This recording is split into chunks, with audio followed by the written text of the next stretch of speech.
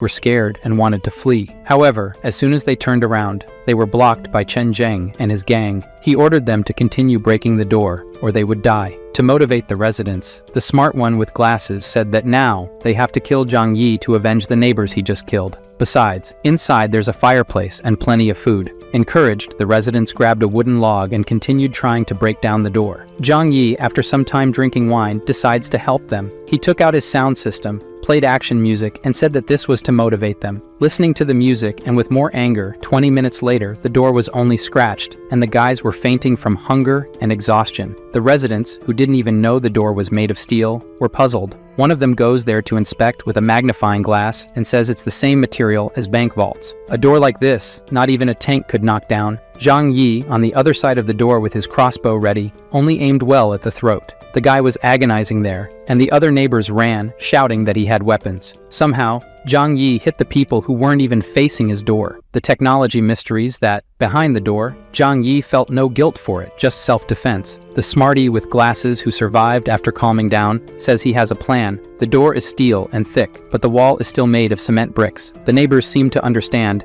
and started hammering the wall next to the door. Cracks began to appear in the wall, and then a metallic sound with an impact occurred. The guy with glasses lost fear of the arrows on the side of the door and went to check. The walls are also lined with steel. Everyone was shocked. Why on earth would someone put steel in the walls? Someone who knew this situation was going to happen, they tried to break several other places in the walls, and every corner had metal. They went to the apartment above and below his, and as expected, there was metal everywhere. This miserable man has an impenetrable fortress. Without tools, it was impossible to drill through the walls. The neighbors realized that Zhang Yi must have known about the apocalypse to have built such a complex fortress. Everyone was in despair, saying that Zhang Yi was selfish and only thought of himself. Two residents looked at each other hungrily, and for a second thought about eating each other. But it passed. One of the neighbors says he remembers that his apartment's balcony is made of glass. This idea made everyone excited again. Using wooden planks from the neighboring apartment to his, Zhang Yi sat calmly while everyone together gathered on the balcony. Unfortunately for them, the glass was bulletproof, and they couldn't even scratch it. To help them warm up because it's very cold outside, Zhang Yi took a Molotov cocktail and threw it into a hole in the wall, which soon fell from the ceiling on their heads. In the element's view,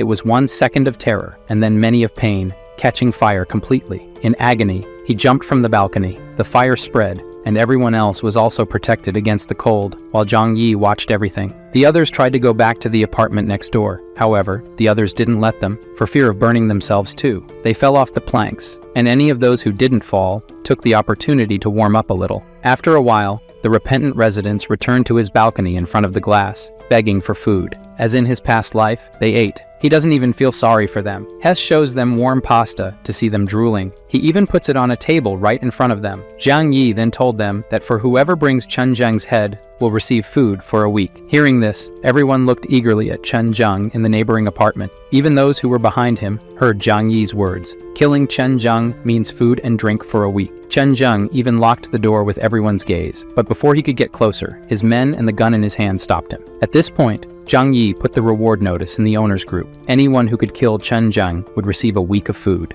The next morning, the skinny ones were waiting to ambush their food. Even if he had a pistol, they could surprise him. Chen Zheng and his loyal followers were attacked from behind, but the result was that both were lying on the ground. The boss ordered them to be stored as food, and one of his men saw that the boss was wounded in the back in this attack. Chen Zheng called Zhou Qir to come treat his wound. Soon she was doing the dressing and said it wasn't for free. Chen Zheng says she can eat with them. Seeing what the soup everyone was about to eat was made of, she says she prefers to starve to death. Chen Zheng at least says that she would be the last person to become food in this building. Ignoring this nonsense, she tried to leave. However, Chen Zheng said that only after he was healed could she leave. She sat in the corner of the room while the men resumed discussing their plans to get Zhang Yi. Man, look at how far human beings go in extreme situations. If Chen Zheng hadn't been injured and still needed her, I bet he would force more things, you know? She, after hearing the plans, said she was going to the bathroom, but she was actually there to tell Zhang Yi what she heard. Later, Chen Zheng's men went to the neighboring apartment to get food and steal. They let them in and didn't imagine the food was for them.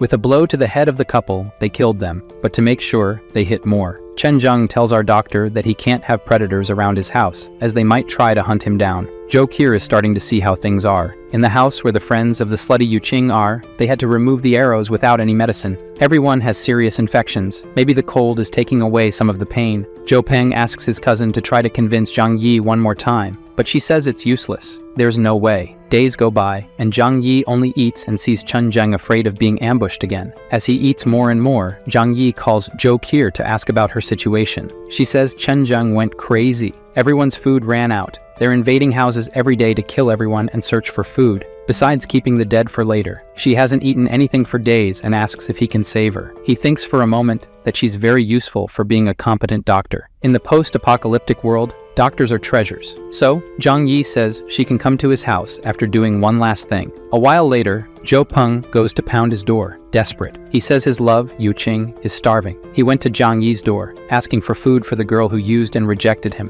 Zhang Yi also says that tetanus is already advanced in him. Medicines won't work anymore. As he walks back home, he remembers he never even held Slutty's hand. So instead of waiting for death, he ran to Yu Qing's room, kneeled down, and asked her to marry him. She, disgusted, threw him away. The loser grabbed her by the neck, saying they'd get married in hell then. She slapped him in the face, saying she belonged to Zhang Yi. Zhen Peng then says he'll have to go to hell to get her. Then we go back to Dr. Zhou Kier. She told the men she would make a decent meal for them today. They won't even notice it's not regular meat. Pleased, they thought she forgot about pride. She tells them she doesn't want to die as much as they do. After helping a little, she says she'll take care of the rest alone. Putting something in the soup and stirring well, she had to make an effort not to vomit right there. Sometime later, she served everyone. The soup looked really nice, everyone said. To gain their trust, Zhou Kier also served herself a bowl of soup and went back to her room. Hoping her medicine would take effect, she put a whole vial of sleeping pills in it, and in minutes everyone was asleep. Relieved it worked, she sent a message saying everyone was asleep. What should she do next? Zhang Yi's order is to take everyone to the balcony. He was watching everything from the other side. Feeling cold, she asks if he intends to kill them. Hearing this, he threw a rope and said, "It's more or less that. She should tie everyone to the balcony railing." She says he could at least help, but he says she's the one being tested here. Tying everyone to the railing, she grabbed Chen Zheng's gun.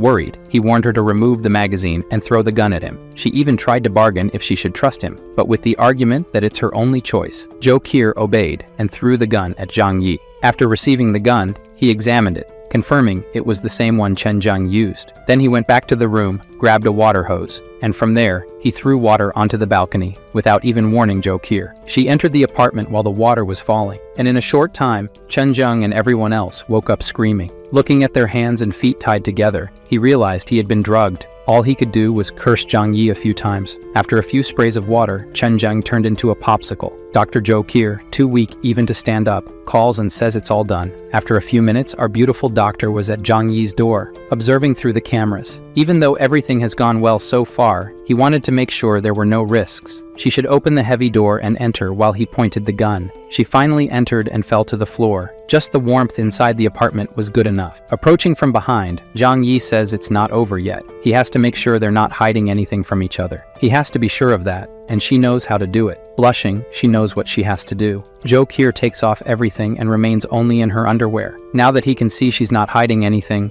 Zhang Yi says it's perfect now, leading her to the room where she must take a shower and change her dirty clothes. When he heard the sound of the shower, he took all the items from the medical kit and confiscated them. It was always better to be cautious. A pleasant time later, Zhou Kier, dressed in pajamas, came out of the bathroom, a sight that moved Zhang Yi. He asked her to sit down and dry her hair. He says he let her go because she's valuable to him. If she doesn't obey the rules, he won't show any mercy. Her room will be that one. From now on, you'll live there. Without my permission, you're not allowed to wander. She was aware of the consequences. Zhang Yi says that in this chaotic world, the best thing she did was join him. To reinforce the trust between them, Zhang Yi decides to reveal his secret and ensure Zhou Kier's loyalty. In this house, she can see that there is no food. The reason he is so prepared for everything is that he has a power nobody knows about. He took bread from the dimensional storeroom in front of her. If she betrays or kills him, she will no longer have food and will starve to death. Seeing this, he understood how Zhang Yi was living so comfortably uncomfortably. She ate and even cried with emotion, almost choking with such haste. Now that she is clean, without hunger or thirst, Jo-Kir will be responsible for all household chores. Before she could accept, the scoundrel interrupted, asking what else she could offer. Being an intelligent person, she knew what he wanted.